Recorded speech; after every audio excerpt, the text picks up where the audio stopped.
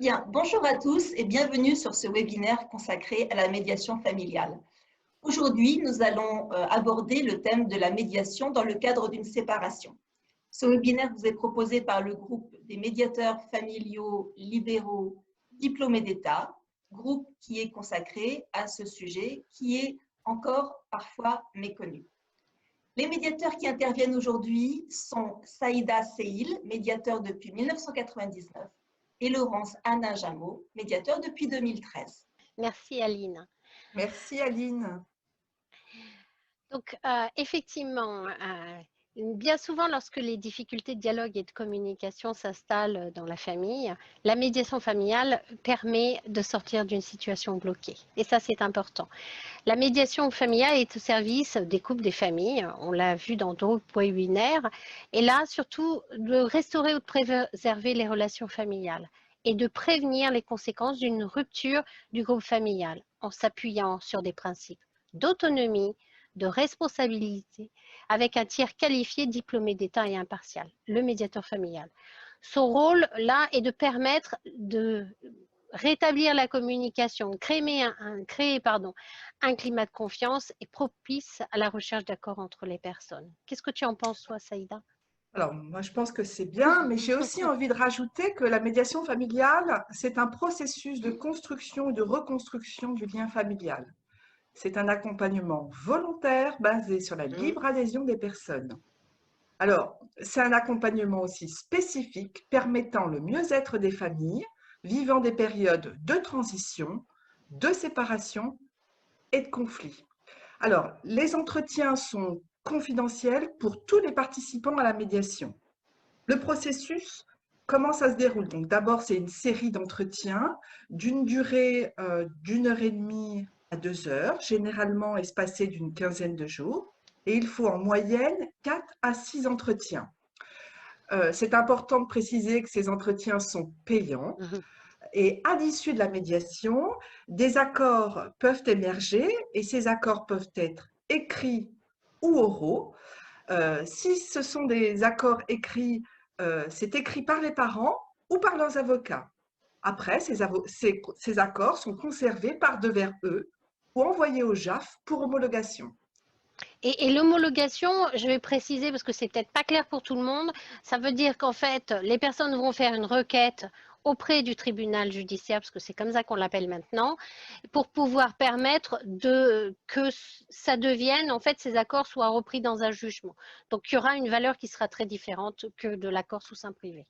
Voilà. Et j'ai encore utilisé, effectivement, j'ai utilisé un jargon parce que j'ai dit JAF. Ouais. Il faut dire juge aux affaires familiales. C'est le magistrat, effectivement, spécifique pour les séparations et les divorces. Alors là, on parle de tribunal, de procédure judiciaire, mais quel est l'intérêt de la médiation familiale par rapport à une procédure judiciaire, justement? Alors, l'intérêt, effectivement, d'aller en médiation, c'est choisir ce que l'on veut. On reste maître de ses décisions. C'est mettre en place une communication pérenne. C'est construire sa propre entente entre les personnes. C'est restaurer la relation dans l'intérêt de chacun et surtout des enfants. La médiation favorise la prise en compte des besoins et ouvre le champ des possibles. Enfin, la médiation peut permettre d'éviter des années de procédures judiciaires qui peuvent être coûteuses, éprouvantes et destructrices pour tous. Donc, venez en médiation. Venez en médiation. On a souvent des personnes qui viennent nous voir et qui nous disent on n'est plus ensemble, on habite encore sous le même toit, mais comment on va faire pour organiser cette séparation? Et c'est vrai que là, c'est aussi une différence qu'on voit, c'est que quelquefois la séparation est posée, mais elle n'est pas actée. Dans le sens que les personnes ont décidé de se séparer, mais elles n'ont pas encore fait le pas vers une différenciation de domicile, etc. Et donc là, on se retrouve avec des personnes qui ont besoin de mettre en place un certain nombre de choses. Et donc, en médiation familiale, le médiateur va tenir compte de la situation de chacun et va accueillir les personnes là où elles en sont. Ce qui entraîne donc là, dans ce cas-ci, plusieurs sujets. On va organiser la cohabitation. Ça veut dire aussi, on dort où? Ça, c'est très important. Et puis, quand on prend le petit déjeuner, est-ce qu'on se voit? Et la gestion de la salle de bain? Et qui s'occupe des enfants? L'organisation du planning des enfants. Qui paie quoi? Qui fait quoi dans la maison? Parce que les tâches ménagères, ce n'est pas qu'un seul de le faire. Donc, voilà. Et pour les enfants, c'est la même chose. Et comment expliquer aussi qu'il y a une séparation des parents, mais que les parents sont toujours ensemble?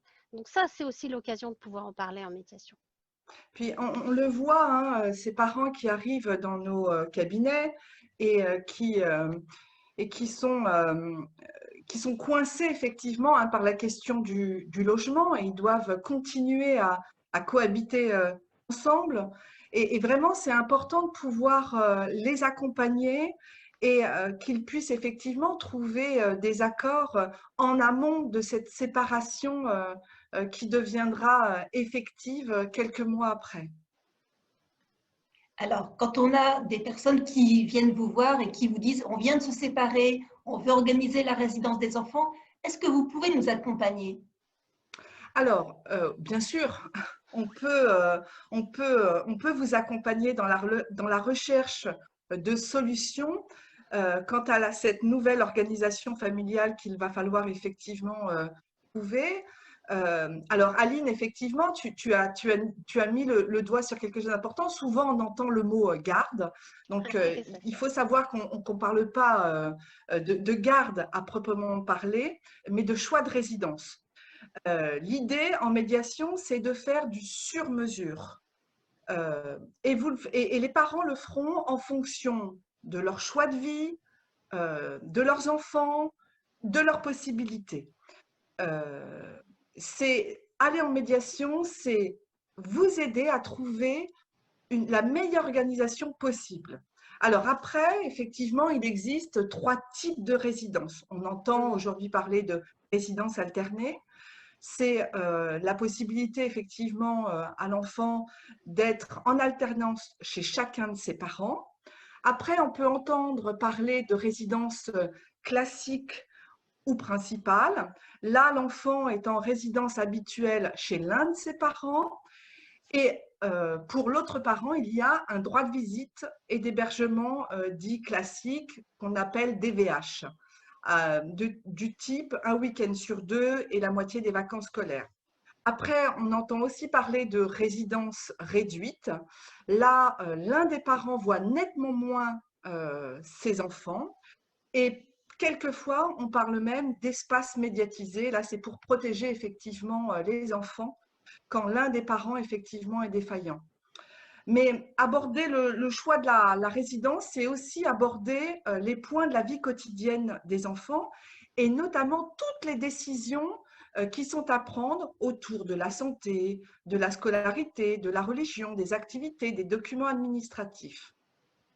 Et c'est vrai que je rajouterai juste là-dessus, c'est que il est important la plupart du temps, même si on a entre guillemets ce canevas de résidence alternée, résidence classique, etc., les parents vont trouver ce qui leur correspond à eux et à leurs enfants. Donc ça peut être une alternance qui ne sera pas une semaine, mais qui sera une alternance certes, mais peut-être plus réduite, 60-40, etc. Donc c'est vraiment, on adapte, en fait, c'est adapté à chaque situation.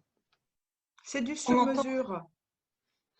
On entend qu'on est voilà, on est dans le sur-mesure, Oui. on est vraiment dans quelque chose de très spécifique à chaque situation. Et c'est l'intérêt de la médiation, d'après ce que j'entends, c'est qu'en fait, les personnes vont pouvoir faire quelque chose qui va leur être adapté parfaitement à elles. Tout à fait. Moi, j'aime dire, chaque parent est unique. Et donc, chaque situation est unique. Et en médiation, effectivement, ça donne la possibilité aux parents, effectivement, de faire en fonction d'eux et pas de leur plaquer, effectivement, des habitudes judiciaires. Alors, j'entends que dans chaque situation est unique et notamment d'un point de vue financier, chaque situation est unique aussi.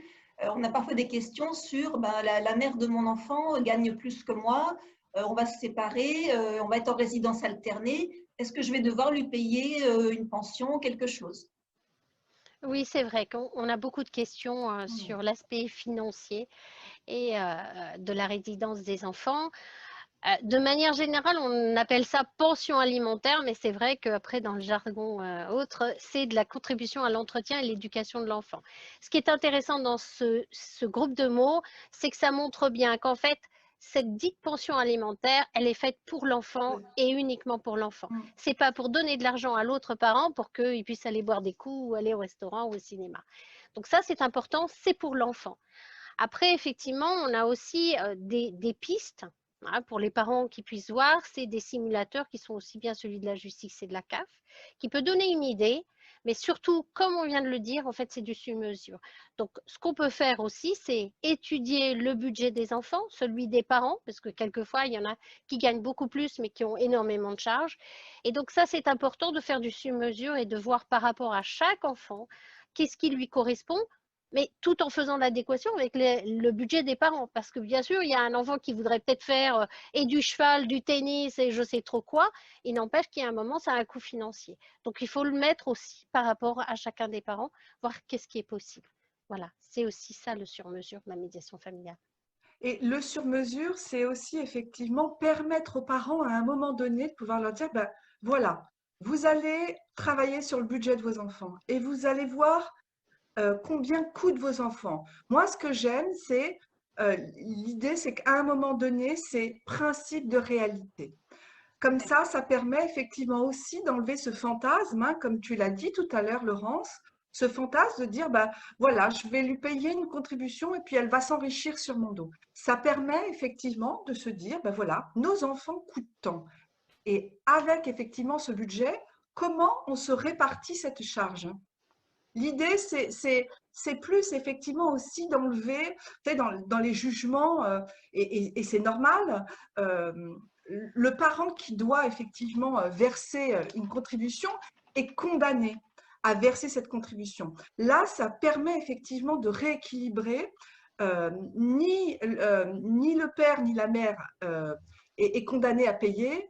Ils payent tous les deux. Voilà, ça rééquilibre les dépenses chez Tout chacun. à fait. Alors, on a aussi des questions sur, ben, je viens d'apprendre par mes enfants que mon ex-conjoint allait quitter la région. Et moi, ben, comment je vais faire pour continuer à voir mes enfants? Qu'est-ce qui va se passer pour moi? Alors, tout d'abord, là, moi, dans ce que j'entends, c'est que c'est une information qui est obtenue donc par les enfants. Il est important d'aller vérifier effectivement cette information auprès de l'autre parent. Après, vouloir partir avec ses enfants, ça ne veut pas dire partir. Ça peut être un désir. C'est peut-être un projet de l'autre parent. Il est important de vous parler afin de trouver la solution correspondant à vos besoins et à celui de vos enfants. Alors, si vous finissez par vous mettre d'accord sur un départ éventuel effectivement des enfants, alors il vous faudra trouver la meilleure solution et surtout le maintien du lien avec l'autre parent. Le plus important, c'est de pérenniser une communication parentale. C'est indispensable. Enfin, être éloigné de ses enfants, ça ne veut pas dire qu'on n'a plus l'autorité parentale.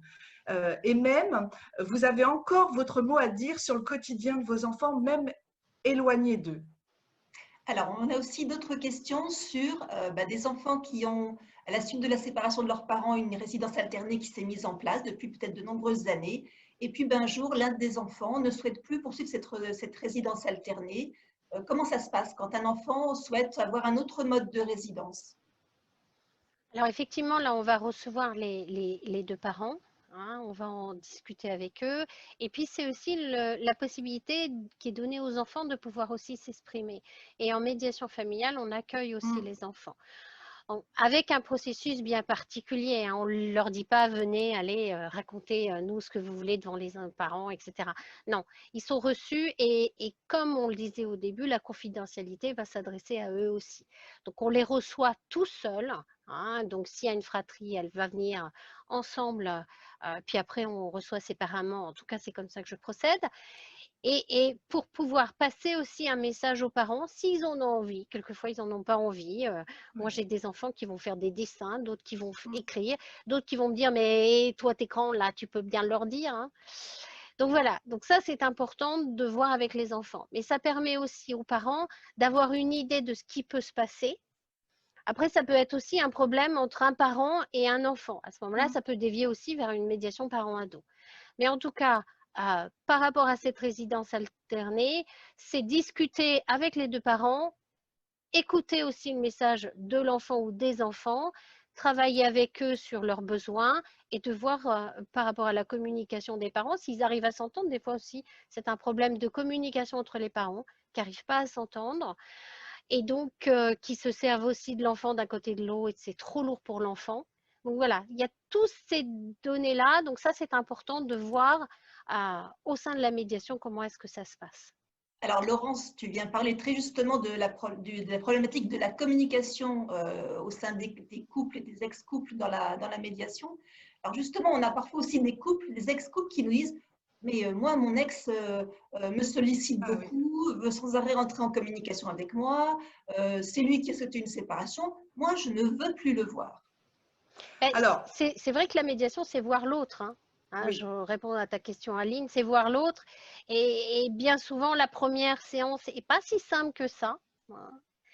Parce que c'est voir l'autre, parce que c'est nettoyer un petit peu le passé, si on peut appeler ça comme ça. Mais en tout cas, ça permet aussi de travailler sur le futur. Et surtout, quelquefois, c'est simplement... parce que de ce que j'entends dans ta question, il y en a un qui n'est pas au même niveau que l'autre. Donc, c'est aussi leur permettre de se retrouver au même niveau, d'arriver à travailler et surtout les orienter, quand il y a des enfants, sur la coparentalité. Oui. Alors après, on sait aussi qu'on a conscience qu'il y a un deuil, il y a le deuil de la relation, c'est compliqué une séparation. Ce deuil, il peut être long. Et quelquefois, aller en médiation, c'est trop tôt. Donc, on est bien conscient aussi de ça en médiation. C'est qu'il faut effectivement rester positif. C'est aussi les accompagner, pouvoir leur dire qu'on comprend effectivement la douleur de la séparation. Et puis, c'est aussi les projeter vers leur parentalité. Et ça, c'est important, effectivement, pouvoir leur dire qu'on a bien conscience que c'est compliqué une séparation, que c'est douloureux, on n'a pas envie de voir l'autre, mais qu'à côté de ça, il y a aussi des enfants. Et c'est aussi important, effectivement, de les accompagner par rapport à leur coparentalité. Très bien. Parce que c'est vrai qu'on va travailler, en fait, pas pour rapprocher les personnes entre elles, mais pour pouvoir travailler sur leur parentalité et le fait qu'ils sont parents et qu'ils le resteront pendant des années encore. Ce travail d'équipier et de coéquipier est vraiment au centre de la médiation familiale pour actionner, renforcer une communication et que chacun retrouve une vraie place. Je vous remercie beaucoup pour votre participation à ce webinaire. Les médiateurs familiaux, comme vous l'avez vu, sont des professionnels formés avec un diplôme d'État dans le cadre de notre groupe de médiateurs familiaux diplômés d'État exerçant libéraux. Ce sont des professionnels de la famille, du couple, de la séparation, de la communication dans la famille. Vous cherchez un médiateur familial près de chez vous, vous pouvez trouver celui-ci dans l'annuaire sur le site mfdelibéraux.fr. Il y a forcément un médiateur familial près de chez vous. Merci à tous, à très bientôt. Vous pouvez nous retrouver sur la chaîne YouTube et vous retrouverez également des webinaires qui traitent d'autres aspects de la médiation familiale, dans les familles recomposées, la médiation intergénérationnelle, les médiations dans le cadre d'une succession partage. Tout y est. À bientôt. À bientôt. À bientôt, au revoir.